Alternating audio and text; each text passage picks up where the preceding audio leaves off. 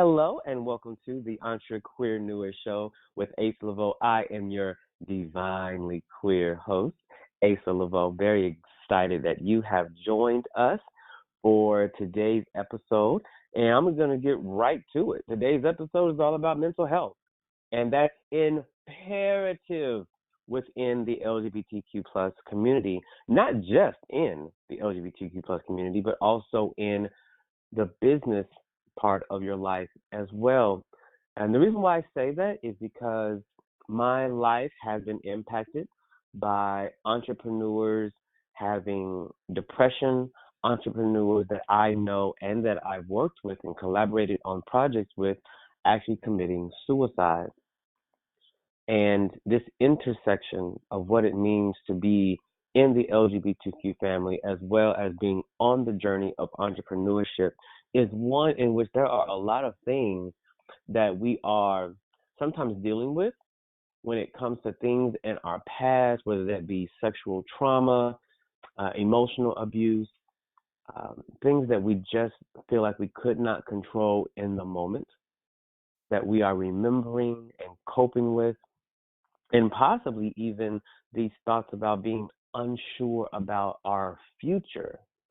When you combine all of those things and you put them into one human, there are times when we need to take a moment to step back, assess, evaluate what has happened to us, what is happening with us, and what can we do to impact our lives so that we can create a new level of normalcy.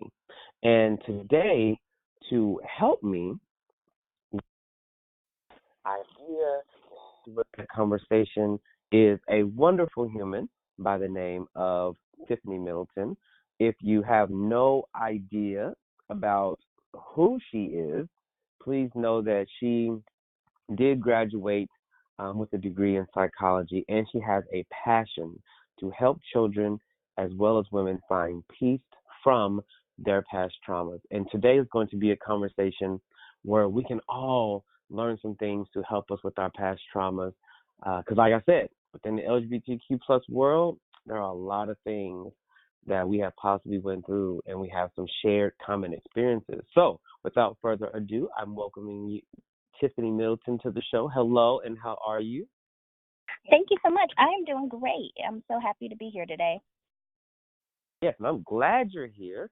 So before we dive deep into the abyss of what mental health and mental awareness is, I would like to start off by knowing, what did you want to be when you were growing up? So when I look at the 8-year-old Tiffany, what did she want to be? The 8-year-old Tiffany wanted to be a pure diva. She was in love with Mariah Carey, and she wanted to be a Mariah Carey, Whitney Houston type diva. All about her singing on stage, blowing out the world, you know. So are you a singer? Yes, by trade.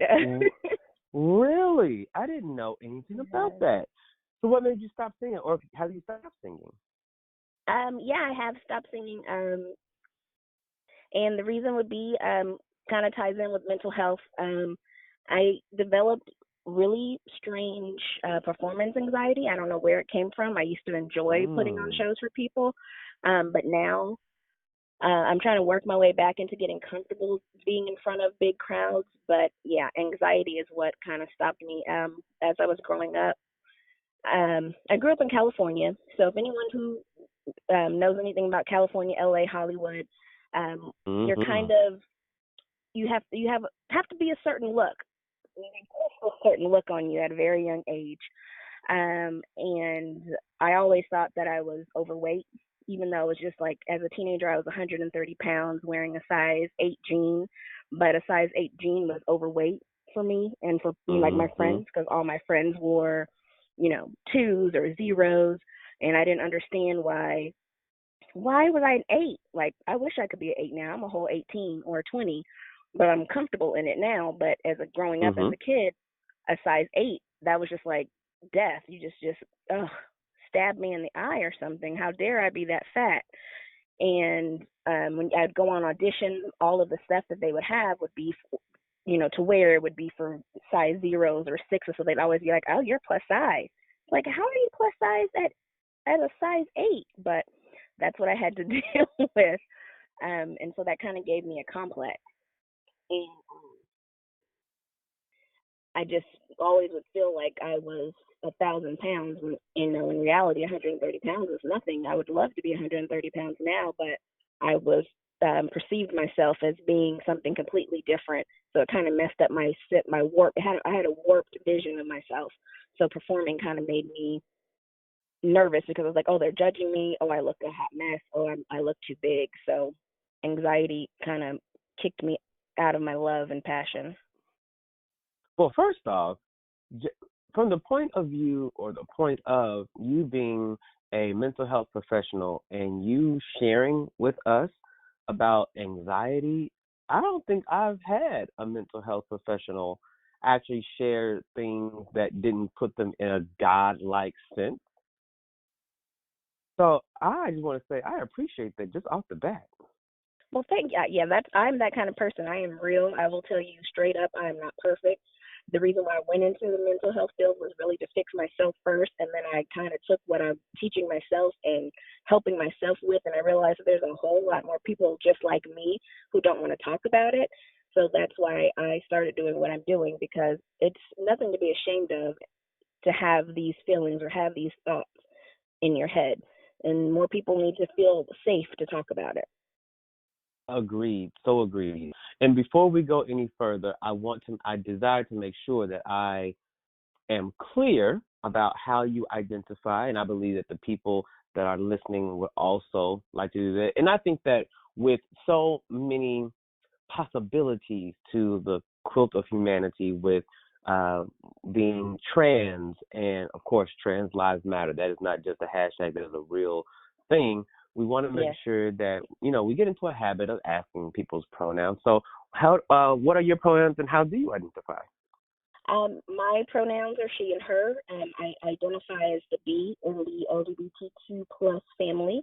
I am a cis femme bisexual woman, and I think it's really important that people understand that bisexual is not a myth. There are people that could be attracted to both sexes, but it doesn't really matter who you're attracted to, or just as long as you love yourself, people shouldn't. It doesn't really matter, and people should respect you and approach you as you prefer. So yeah, I prefer she and her, and I really love everybody. If there's a topic for love everybody, I think that's me too. But yeah, I'm the bee in the sandwich. I get that. So, as somebody who, when I first came out, I identified as being a bisexual, and my my experience with saying that I was bisexual was that people were like, "That's not real," or it's kind of like the gateway drug to gay. I'm like, no, I really am attracted to both. And they thought that maybe because I wasn't secure in my coming out, I wasn't secure in my sexuality, that maybe I wanted to appease my family or religion or some type of thing. And I'm like, no. And I've actually now identify with being pan. So I'm definitely a pansexual, or what they refer to as an omnisexual, because I just believe pretty people are pretty people, and that's it. Because I've dated, people that are drag queens. I've dated people that were transitioning. So my thing is, yeah, pretty people are pretty people, and to be bi does not mean you are unclear or greedy. It does not mean that. Yes, I totally agree. So, when you got into the mental health profession, what was your experience with LGBTQ, or was that even talked about, like how LGBTQ people deal with mental health and how it's different, just a little bit as far as the experiences? No, there was nothing when I was going in school. There weren't any like targeted classes about how we all deal with mental health. But I just started practicing, or actually started taking courses um, to start my master's, and I did. Sorry, I can't even speak right now. And there was a whole section now. It's really, where they're talking about treating LGBTQ plus members, and how, even if it doesn't affect you, how to kind of empathize with what people are going through, which I think is progressive for the world we're living in now, that mental health providers are actively taking classes to know there's lots of things that can trigger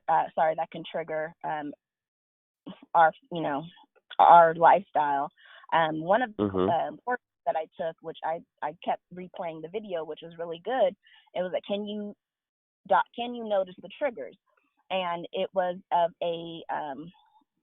the client. You had to pretend you were, a therapist, and a client was coming in for the first time, and they gave a little background of the person. And it said, so you have a client who is currently going through the process of becoming, fully going from male to female, and all of her paperwork lists male, but she tells you up front that she prefers, she and her name, she prefers going by Riley instead of Robert. And when she walks into your reception area, your reception is constantly calling her sir and calling her by Robert. So she's telling them, no, I'm Riley, and I prefer, she and her, and they're calling her Mr. She comes in, and you guys start talking, and she's trying to tell you about how she's feeling about transitioning, and you're constantly still referring to her as Robert. You're not addressing her pain of what she's going through right now during transition. You're trying to focus on something completely different that she may have mentioned slightly. Oh, like when she was a child, this happened. So you're trying to focus more on her past rather than the whole picture. So the client is getting upset, asked to use the restroom. You kind of just tell her, oh, the restroom is in the hallway. As she goes to use the restroom in the hallway, the receptionist looks at her like, well, no, you need to go into the male's bathroom. And so the client just walks out and leaves. And they said, well, how would you handle that? And I was just like, wow, this really happens in real life. People, because I've seen people refuse to let people be who they are.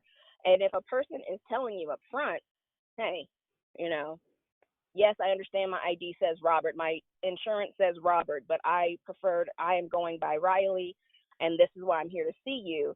And if you're just still actively not caring, that is just, first of all, it's just a hot mess, and you need to kind of take stock in your own beliefs and your own everything, because how dare you treat somebody like that?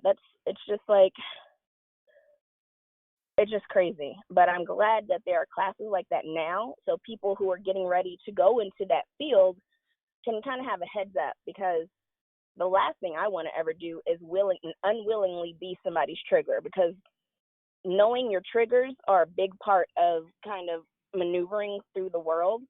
And one of my workshops that I offer is talking about listing your triggers. If you know your triggers, that is the best thing you can do, is understand and know your triggers, so you can kind of know who you want to give your time to, who you want to give your energy to. If you are constantly around somebody that triggers you, you're setting yourself up for failure.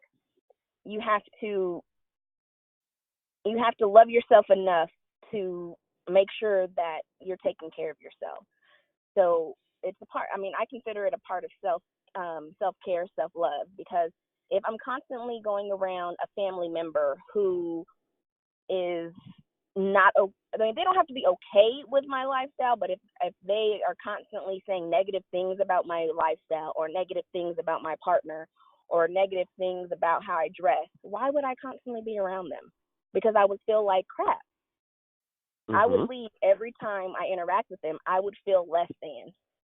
And I'm too fabulous to feel less than after spending 5 minutes with somebody. And I really had to take the time in 2019 to understand who I was and who I want to be, and take that and kind of shine, let that energy shine out to everyone else, so they can say, I don't have time for that. You can miss me with that negative energy.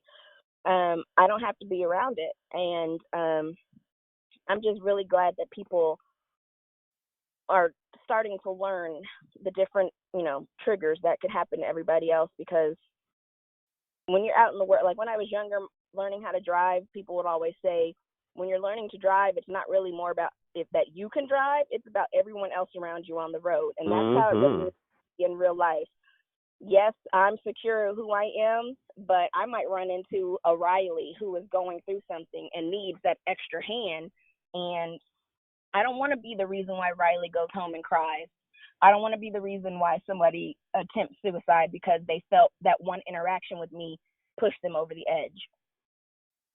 That would just, you never know what people are going through. So I try to interact with people as if they were not really me, but if I could see all of their broken pieces and I can know, okay, well, we're not going to talk about, kind of figure out, you can kind of gauge how people are feeling. You mention something, and if they kind of cringe or they make a face, okay, well, we're not going to talk about that topic. So it's just really important to kind of know your own triggers, and then even understanding what triggers are in general, because everybody has completely different lists of triggers. And anyone who has met me in person knows that I kind of give all my business up front, so you can kind of know whether you want to get on this ride or not. Like, this is my list of triggers. Do you want to be a part of this or not? So. Right. And I like the fact you brought up triggers, because of course, the term and the terminology is relatively new, and I would say within the last 5 years. And the term, of course, we understand it a little bit, I guess, but the result of it, as I have always felt, that if you are finally understanding and being aware of your triggers, it's not always about the other person. It's always to let you know what parts of you still need to be discussed, still need to be evaluated, and ultimately healed. So what do you say about someone who uses the term often, and they often say, I feel triggered, I feel triggered, I feel triggered, but they take the responsibility off of themselves and put it on others for others to change rather for themselves to heal? Well, I used to be that person, so it's really great that you mentioned that. Yes, knowing your triggers and taking the responsibility on yourself is a big, big, big part. You can't use the word trigger or your triggers as an scapegoat. You really have to understand why you don't want to face that. You kind of have to talk to the man in the mirror, as Michael Jackson said, and you have to figure out, well, why does this trigger you? And then chip away at it. And it's an ugly picture, and it's hurtful. You're going to hurt your feelings a lot, but it will help you in the end. Like, I have a list of triggers that I know trigger me, and even in the midst of trying to fix it and heal myself from it, it's up to me if I want to, like, dive into it. So, like, one of my triggers, I'm just going to be very open about it. I have father issues. I don't have a great relationship with my father. So a lot of things that used to trigger me would be, father-based. So if somebody always, oh, I have a great dad, and I'd be like, oh, I'd get an attitude instantly. But that had nothing to do with them. I loved them. Had to do with me and how I felt about my father. And this past year, I had to really get into it. And it's like, well, you have to let it go at some point. And I don't want to say hate because that's a hard word, but I did literally have a lot of hate towards my father. And it's something that I had to really just look at myself and say, this hate is making you this type of person. It's spilling over into this part of your life. You can't make little sections for it. It's not like it's a little caboodle. It's not different sections. I'm not I'm just gonna hide my, daddy issues over here. No, it's spilling over. It's spilling over into my self-love, my self-care, into my relationships, into the way I treat other people. And I can't just go over until I'm 50 years old saying, oh, well, I got daddy issues. And at some point, you just gotta be like, dude, you're 50 years old. Get over it. Because I guarantee my father doesn't think, oh, well, what I did to her when she was 4 is affecting her as an adult. But, it was. And I had to stop and think about it. And I have been writing a letter to him in my mind for 4 years. All of the things that I thought were personally about me. And I had the chance to be around him and talk to him about some things. And it hit me that he had no idea that these things were hurting me the way that they did, because that wasn't his intention. He was just an adult living his life.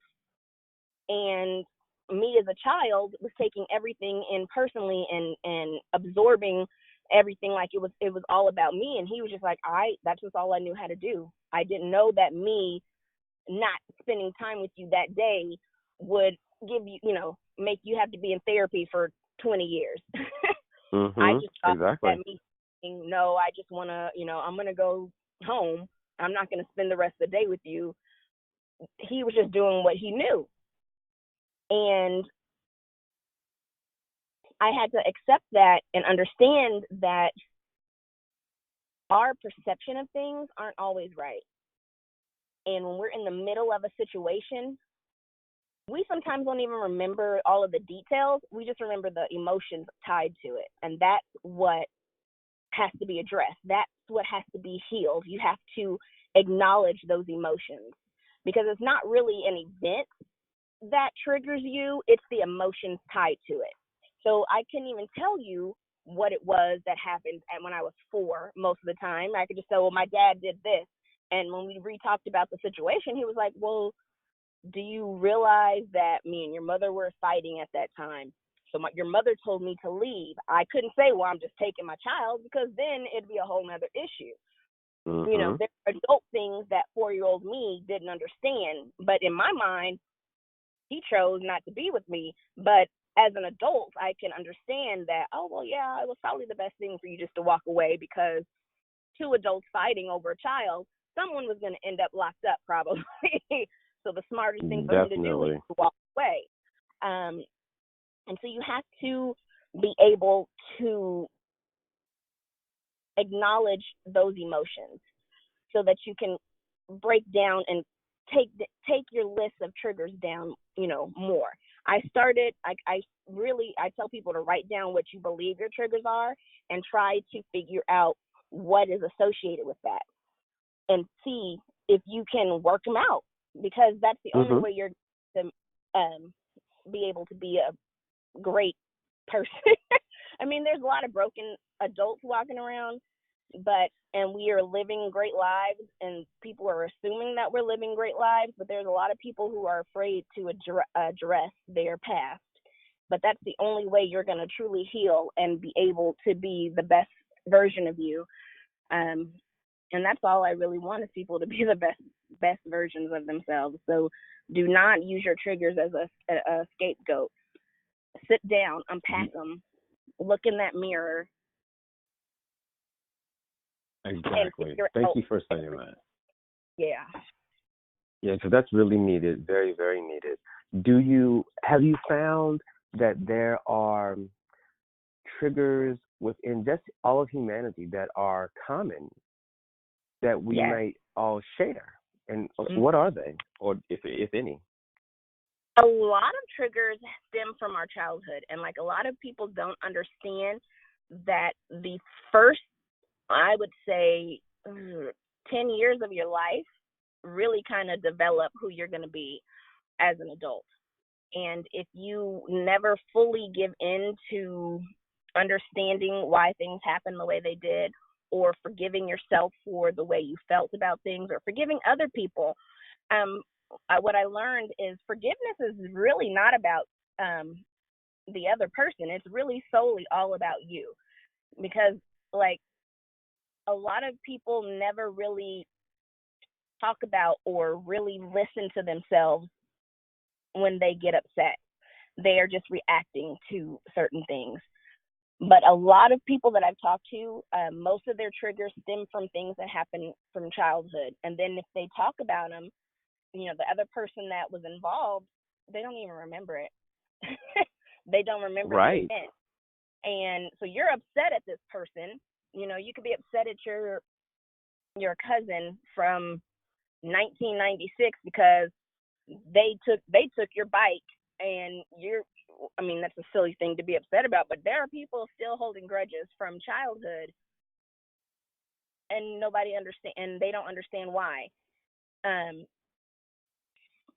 We really have to take the time to unpack our childhoods, because they are turning us into a society of really angry, broken adults. I like to tell people that there's a whole generation of broken children walking around in adult bodies, and we're pretending like we know what we're doing, but we're still Mm-hmm. kind of living off of our childhood mentality, our childhood emotions. Our childhood really kind of messed most of us up. And if it didn't, good for you. But I know Mm-hmm. my childhood kind of messed me up for a while, and I had to take time to figure out why my childhood screwed me up. But a lot of people don't like to talk about it because they don't want to hurt their parents. And Mm-hmm. I had the privilege of having to unpack this by myself. But my sole parent, were growing up with my mother. She raised me, a single mother. Her and my father split up when I was 4, and we never talked about stuff. I had a lifelong grudge against her for my father not being around, and then I had a lifelong grudge against my father for him not being around. And 4 years ago, when my mother passed, I had to kind of unpack all of my anger for her after she passed, because when she was living, you don't want to upset your mother, so you don't want to talk about stuff. So I kind of had the benefit of unpacking it by myself and unjudged, without being judged or having to deal with her emotions about how my emotions made me feel. Um, so I had to figure out, well, I was mad at her about this. Well, she's gone now. You can't. Why are you still mad at her? Why are you still mad at her about this? As an adult, you kind of understand that what I was feeling at the time as a child, as an adult looking back on it, it makes no sense. I was upset because I was a latchkey kid. I had to, take care of myself. But as an adult who works and has insurance, and understanding that jobs don't care about your kids, they want you to be there, clock in when you're there. So, now as an adult, I understand why my mom had to work 2 jobs, and why paying, how stressful it is to pay the bills, or if your check was short because you had to take off because your child was sick, you're not getting paid for that. And as an adult now, I understand that, crap, she was doing the best she could do. I'm sorry that, Mm-hmm. you know, how dare I be that selfish to think, oh, my mom needs to just take a week off because I was sick. No, somebody had to work. Somebody had to pay the bills. You don't Very understand true. that as Very, a kid. very real. But Right. as an And I would like adult, to, yeah, as an adult, you definitely come to terms with it. And something that you just mentioned that I think is really key for all of us to remember, that instead of just thinking that everybody is out to get you and everybody woke up to, to piss in your cereal, like, people are really doing the best they can with the information that they have at the time in which they have it. People aren't waking up to say, how can I mess up, your life today? That's not what's happening. People are just doing the best they can. And to give people the grace and the space to learn and to evolve and to be different. And I think that also comes in terms with cancel culture. I know I've seen that cancel culture is big in both worlds that we're talking about. So in LGBTQ plus world, it's huge. It's very huge.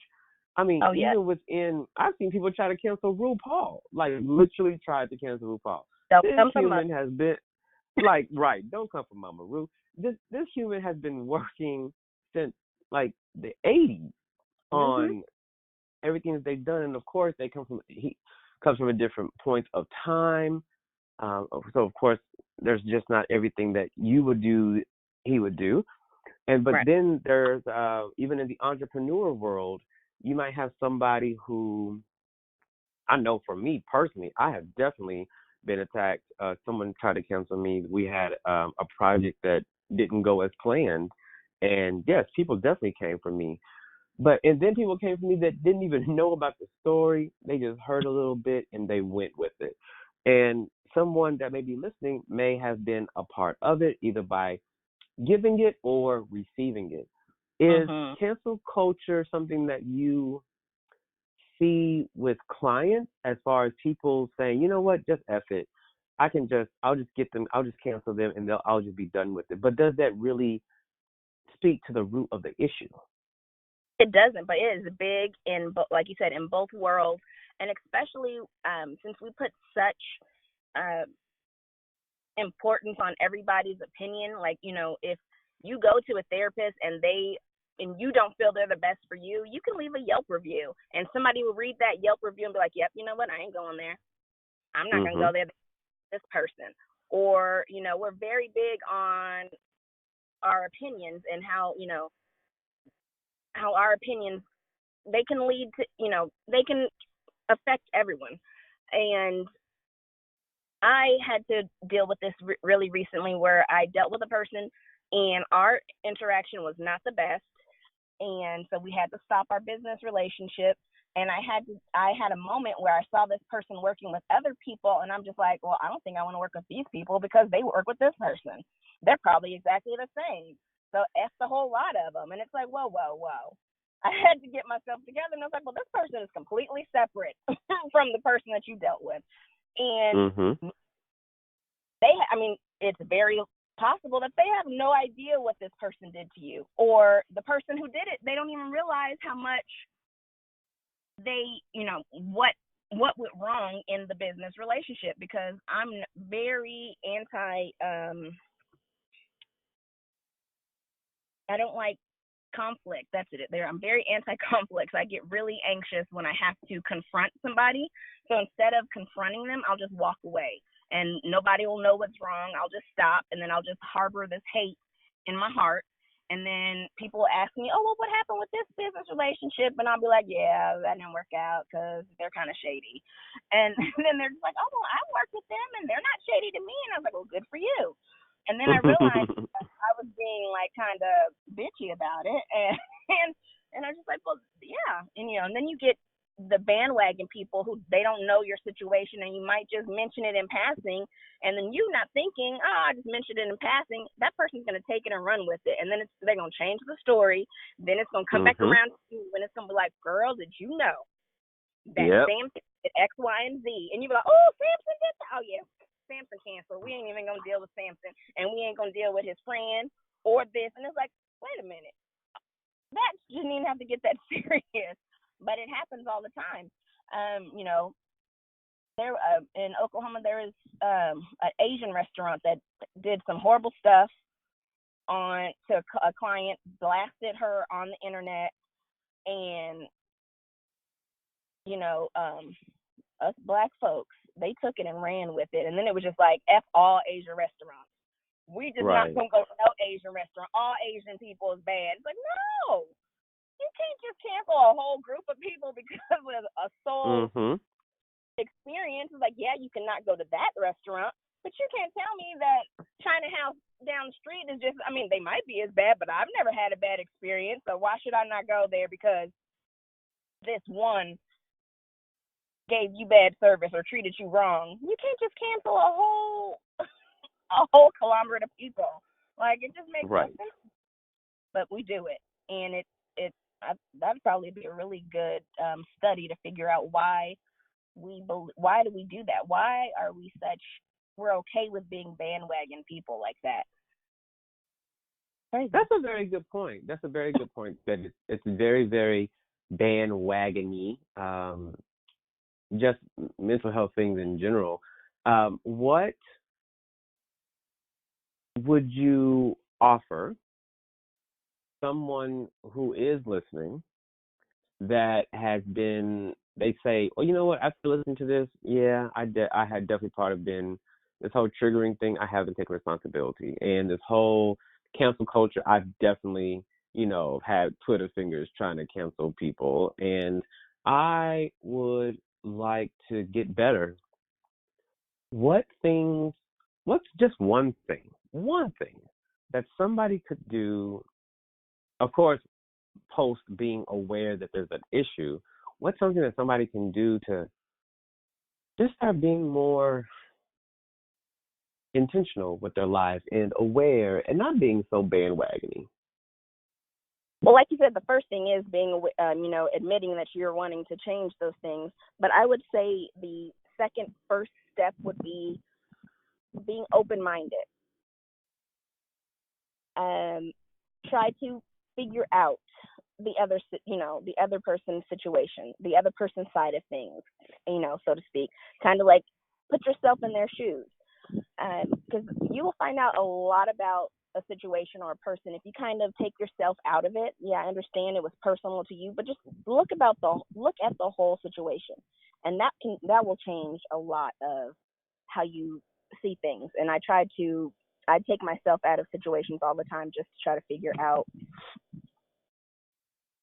how to figure out why things are the way they are. So if you've already admitted that you want to, change or see, figure out why this is triggering you or why you're so easily ready to cancel everybody, take yourself out of the situation.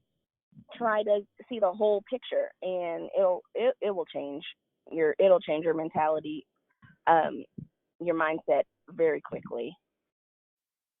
Got it. And it seems to me that cancel culture and trigger and all these things, it seems like people who haven't dealt with that a lot in their lives. And I don't want to say they're young because, we have 60-year-olds who do this too. But it just seems like people who haven't been on the receiving end tend to do it the most. And what I would like to offer people is just remember, it's something my mother always says. And so if I tell her something or she hears something, she tells the person, just keep on living, baby. Just keep on living. Meaning the same thing, like the same thing you do to others, you could one day find yourself being talked about and ridiculed. And there's no need to put that out there because if you really do believe in karma, then guess what? It's coming back. Personally, I stopped believing in karma. Not the fact, so it's not like I stopped believing in gravity. So of course, karma is what karma is. Of course that. And gravity is what gravity is. But I'm also, when I think about gravity, I'm also thinking about there is really such a thing as airplanes that defy the laws of gravity. And so I personally think about grace, and grace defies the laws of karma.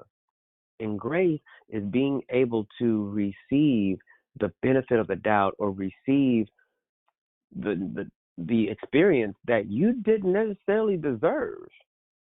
You are now in a graceful experience and a graceful moment in time. And that's what I really, really, really hope that people give to each other and give to themselves is a level of sincere grace. And in that grace, I feel that that's when you actually realize, you know what? I could get help. I could really use some more assistance because I value grace. And so, with that being said, what are some ways in which people what are some free resources? Of course, they can know about how to reach out to you, and you might even have a free resource as well. Well, yes, I do have a free resource. I do have mental health workshops to help people figure out what they need to figure out, starting with starting from the beginning, triggering, and how to, accept change, and how to love yourself, because that's a big thing. But like you said, grace is a wonderful thing, and I think everybody above all, denominations, their head honchos for grace, because there's no reason for that some of us should still be out here walking around, but simply because of that word right there, we are still here to help someone else. Have gone through what we needed to go through so that our testimony could help save somebody else's life. And but the biggest free resource that I can promote and let people know is finding your tribe, finding your group of people that you can talk to and that you feel open and safe with, and you can open up about things. Find people who aren't going to judge you. Find your people. And everybody's tribe is different, but if you have a good support system, it will help so much. And if you're afraid to open up to people because you've had problems with opening up to people in the past, they may have turned on you or told all your business. Just one step at a time. It may just start with somebody online that you don't know physically, you've never met in person. There's a lot of support groups on Facebook. There's so many options of just free support, but you want to make sure that you're not putting all your eggs in one basket, so to speak. But I would definitely say talking to someone would be the best thing to do, and it's the freest thing. If anyone knows me, I always tell people I am that free ear. I'm always here to listen to anything. You can call me at any time if you just want to vent, and I will be there quietly listening, ready for people to vent, and then we can unpack everything together and say, well, why do we feel this way? What can we do to make this situation better? And those are sometimes the best conversations or the best relationships that you can have with someone who takes the time to get to understand what you're going through. And even if it's a situation I've never been through, like I can't tell you what it's like to transition because I'm not going through any type of, transition, but I know how it is to start completely over, to have lost every, material thing in the world, or have lost the closest person to you, and you have to start over. Starting over is kind of similar for everyone, whether you're starting over in your true identity or starting over in a new relationship or starting over being the best you that you can be. You just need someone to say, girl, yeah, or dude, bro, whatever you want. You need somebody to be there and listen, because a listening ear, people don't understand how important just having a person that will listen, with no judgment, that could save a life. And that's the best thing that's the best free resource that I can offer anybody, and that I think everyone should offer, is a listening ear. Yes, and saving a life is that's the point of everything that I'm doing, is to make sure that there is a life that is saved, making sure that someone doesn't feel like they are alone, and to make sure that I am creating content so that someone that is listening feels like, okay, I found my tribe, I found my group, my clan of people that I resonate with.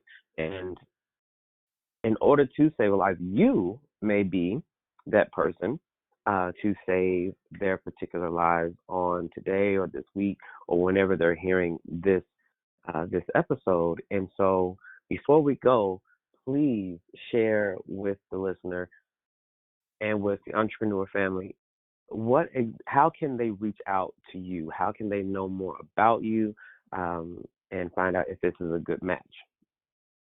Well, if you're on Facebook, which a lot of people are, I am just at Tiffany L. Middleton, and that is my public page. And then also I have, for women, we have the My Sister's Keeper movement group. and it's filled with lots of love, lots of women. But yeah, the at Tiffany L Middleton is the best because I post on there and I share all of my resources for children as well as women going through. And I'm slowly wanting to start working with men, but that's not my forte. I don't know. So maybe I can find a partner in crime who wants to help me try to build up a stronger mentality for men, because a lot of men don't think that, they think it's unmasculine to be vulnerable, and they hold so much on their shoulders because they're afraid. They're afraid to open up about their true feelings because they feel that it's feminine. And honey, it is not feminine. It actually will save your life. It'll save another person's life. It will save your mind, your heart, your body, and your soul. Is to be just open up about when you're hurting. And I've met a lot of men in passing that have gone through so much similar traumas that I've gone through, that other women have gone through, that it's just like, trauma has no, doesn't care about your gender, doesn't care about your race, doesn't care about anything. Trauma is trauma, and it's, even the situation may be different, but the lasting effects are the same for us all. And we have to heal that trauma, or we're just all doomed. We're just never going to be truly happy people, because you can't hide under trauma for too long. It's going to show its head in some aspect of your life.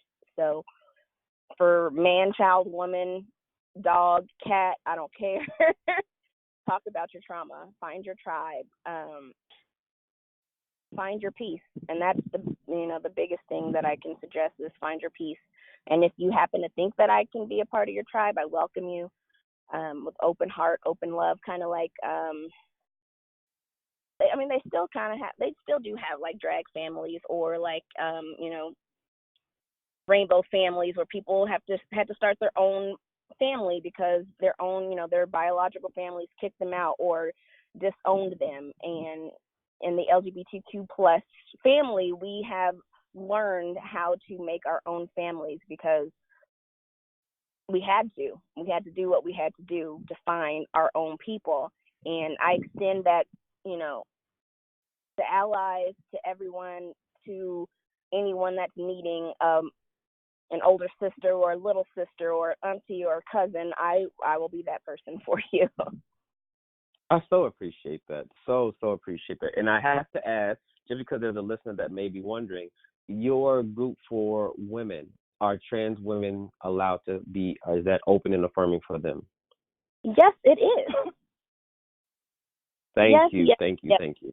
Because I mean, why would it not be? Well, I know, but places. in my mind, why would it not be? Right. I hear you. So please know, if you are a listener and you're a trans woman, please know that resource is available for you. And Tiffany, I thank you for spending time, co-creating this space so that we can talk about triggers and mental health and cancel culture and all of those things that are very relevant today. And for those of you who are listening, please, if you are having any mental health anxiety or depression or thoughts of suicide, please know that you really can reach out. We have a newly created Facebook community for EntreQueerNeurs. You can go to family.asaleveaux.com to join that Facebook community. If you also feel free to leave a review, 5 stars, and if it's not 5 stars, let us know what we can do on the next episode to get 5 stars from you. And always, remember, I am here for you. My name is Asa Leveaux. Dreams and blessings.